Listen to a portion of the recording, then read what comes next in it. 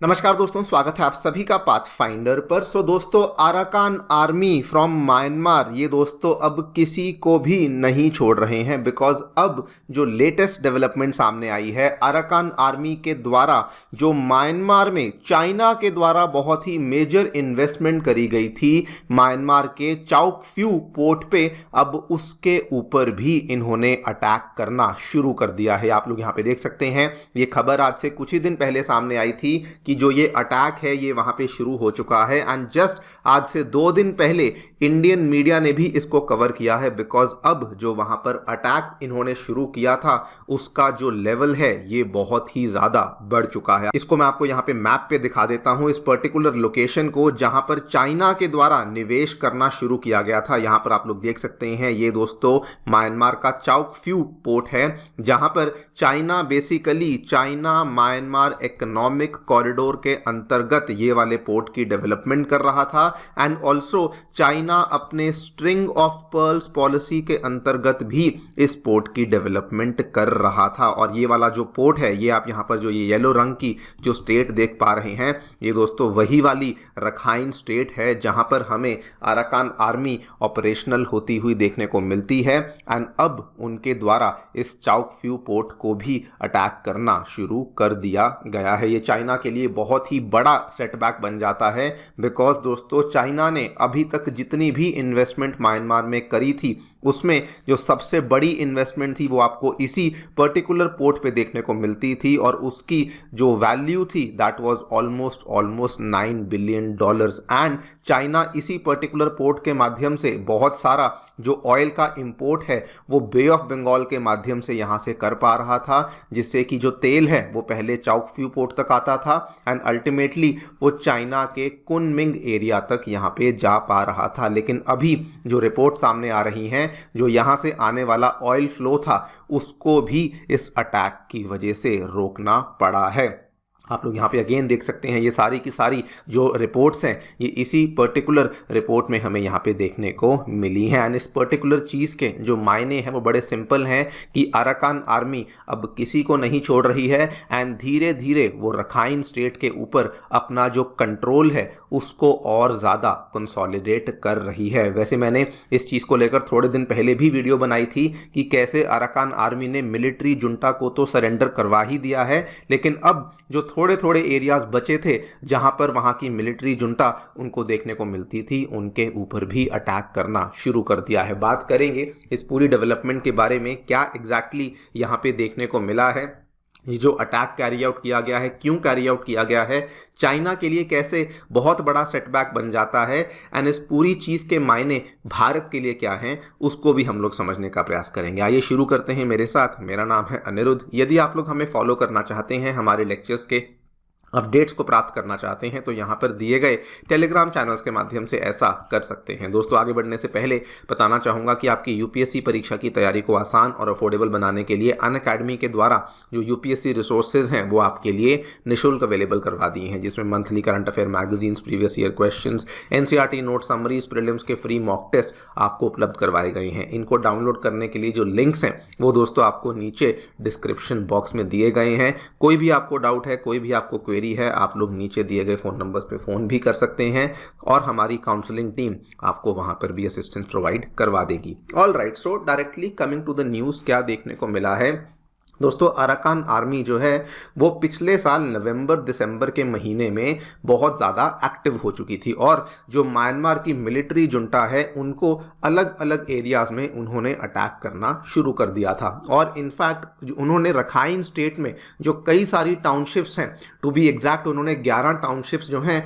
वो already Rakhine state में capture कर ली थी। उसके बाद जनवरी के महीने में वहाँ पर मामला थोड़ा सा शांत हो चुका था, तब लगा कि शायद अराकान आर्मी अब दोबारा से कोई नया अटैक नहीं करेगी। लेकिन दोस्तों, फरवरी के महीने में एक बार फिर से बड़े लेवल पे अटैक्स देखने को मिले, जब 20 फरवरी को उसी अराकान आर्मी के द्वारा एक नए असॉल्ट को लॉन्च किया गया ऑन दी दान्यावाडी नेवल बेस, जो कि आपको रखाइन के चाउक फ्यू एरिया में ही देखने को मिलता है। आप लोग यहाँ पे देख सकते हैं, ये रिपोर्ट्स सामने आ रही हैं कि एक डेडली बैटल है जो कि यहाँ पे शुरू हो चुकी है between the Arakan army and the military junta.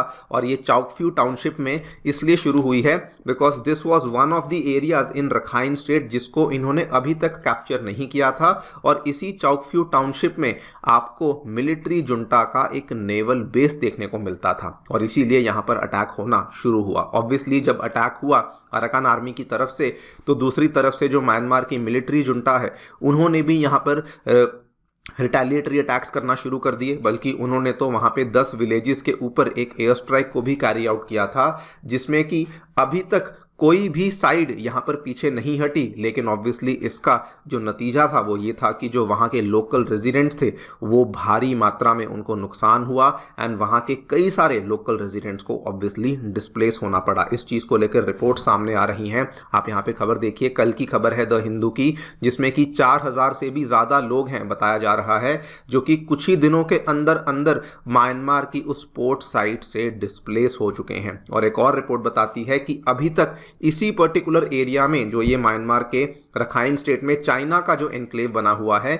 यहाँ पे कम से कम 20,000 लोग हैं जो कि यहाँ पर अपने घरों से बेघर हो चुके हैं। नाउ इस पूरी की पूरी चीज़ का ऑब्वियसली म्यांमार की मिलिट्री जुंटा के लिए तो इम्प्लीकेशंस हैं ही क्योंकि उनका नेवल बेस है वहाँ पर वगैरह वगैरह। लेकिन इसका चाइना को लेकर बहुत बड़ा सेटबैक है। वो इसलिए बिकॉज दोस्तों जो चाउकफ्यू का ये वाला एरिया था ये वही एरिया था जहां पर आप लोग देखिए दिसंबर 2023 में after many long negotiations between Myanmar and China ये वाला जो चाउकफ्यू पोर्ट था ये म्यांमार के द्वारा चाइना को दिया गया था जिसमें कि चाइना ने अनाउंस किया था कि $7.5 बिलियन तो हम लोग पोर्ट को बनाने में लगाएंगे और $1.5 बिलियन हम लोग लगाएंगे वहां पर एक स्पेशल इकोनॉमिक जोन को एस्टैब्लिश करने में। टोटल एरिया लगभग 600 एकड़ का होने वाला है एंड इसीलिए ये चाइना के द्वारा क्योंकि बहुत बड़ी इन्वेस्टमेंट करी गई थी म्यांमार की मिलिट्री जुंटा ने ये भी कानून पास कर दिया था कि चाइना की जो सिक्योरिटी फर्म्स हैं वो यहाँ पर आके काम कर सकती हैं। उनकी सिक्योरिटी फर्म्स के जो प्राइवेट फर्म्स भी हैं वो भी यहाँ पर आके काम कर सकती हैं। एंड इसके चलते जब ये 2023 में ये वाला अग्रीमेंट हुआ था उसके बाद काम शुरू हो चुका था। चाइना की ऑयल एंड गैस पाइपलाइन यहाँ पे बन चुकी थी, पोर्ट यहाँ पर तैयार हो चुका था, स्पेशल इकोनॉमिक जोन भी यहाँ पर बनकर तैयार हो चुका था। और आप लोग यहाँ पे देखिए चाइना का जो मेन इंटेंशन था वो यही था कि इसके माध्यम से इस तरफ एक तो बे ऑफ बंगाल को हमें एक्सेस मिल जाएगा जिससे कि अल्टीमेटली इंडियन ओशन का एक्सेस मिल जाएगा एंड दूसरी तरफ हम लोग इसे चाइना म्यांमार इकोनॉमिक कॉरिडोर तैयार कर लेंगे जो कि अल्टीमेटली यहाँ पर जाकर के चाइना के साथ कनेक्ट हो जाएगा। ये 1700 किलोमीटर के आसपास का टोटल कॉरिडोर था जो कि ये लोग बनाना चाहते थे। लेकिन दोस्तों because of the latest attack जो कि यहाँ पे चाउकफ्यू में देखने को मिला है, जो ऑयल और नेचुरल गैस जो कि अभी तक डायरेक्टली चाइना को फ्लो कर रहा था वो भी यहाँ पर फिलहाल के लिए रुक चुका है। एंड आपको बता दूं इवन दो चाइना ने इस चीज़ को लेके कॉमेंट नहीं किया है लेकिन चाइना ऑलरेडी डरा हुआ है एंड रिपोर्ट सामने आई हैं जो बताती हैं कि वो मिलिट्री जुंटा से अब आश्वासन मांग रहे हैं कि क्या हमारे जो एसेट्स हैं वो वहां पे सुरक्षित रहेंगे भी या फिर नहीं रहेंगे। now देखिए ये जो यहाँ पे हुआ है ये ऑब्वियसली इंडिया के लिए एक पॉजिटिव डेवलपमेंट बन जाती है बिकॉज जब ये चाउकफ्यू पोर्ट को बनाने की बात हुई थी तो कहा जा रहा था कि ये इंडिया के बे ऑफ बंगाल के लिए और हमारे न्यूक्लियर अटैक सबमरीन बेस के लिए जो कि वहीं देखने को मिलता है उसके लिए ये बड़ा खतरा बन जाता है। लेकिन दोस्तों आपको बता दूं ये कोई गारंटी नहीं कि कल को जो अराकान आर्मी है वो सितवे के ऊपर अटैक नहीं करेंगे। और सितवे इंडिया के लिए इंपॉर्टेंट बन जाता है because under the Kaladan multi modal project हम लोग सितवे पोर्ट को डेवलप करने का प्रयास कर रहे थे। तो इसमें कोई भी आगे जाकर के हमें यहाँ पर गारंटी नहीं कि अराकान आर्मी कल को सितवे पोर्ट को अटैक नहीं करेगी। वो तो खैर हमें समय ही बताएगा। लेकिन आज की जो सिचुएशन है वो ये बन चुकी है कि अराकान आर्मी के द्वारा रखाइन स्टेट में 13 टाउनशिप्स को यहाँ पे ऑलरेडी कंट्रोल कर लिया गया है एंड उन्होंने मिलिट्री जुंटा को वहाँ से ऑलमोस्ट ये मान लीजिए निकाल ही दिया है। कई सारे बल्कि मिलिट्री जुंटा के जनरल्स हैं जिन्होंने तो अब सरेंडर करना भी शुरू कर दिया है। और आप यहाँ पे देखिए उनके ही एक जनरल ने कहा है कि military will not only lose to the Arakan army but will continue to be defeated in all battles everywhere. और अब तो ये भी रिपोर्ट सामने आ चुकी हैं कि अराकान आर्मी ने रखाइन की जो ये टाउनशिप्स को कैप्चर किया है वहाँ पे लोकल गवर्नमेंट्स को भी एस्टैब्लिश करना शुरू कर दिया है। देखते हैं क्या होता है। ऑल्सो ये भी इंटरेस्टिंग होगा कि चाइना इस चीज़ को कैसे हैंडल करेगा।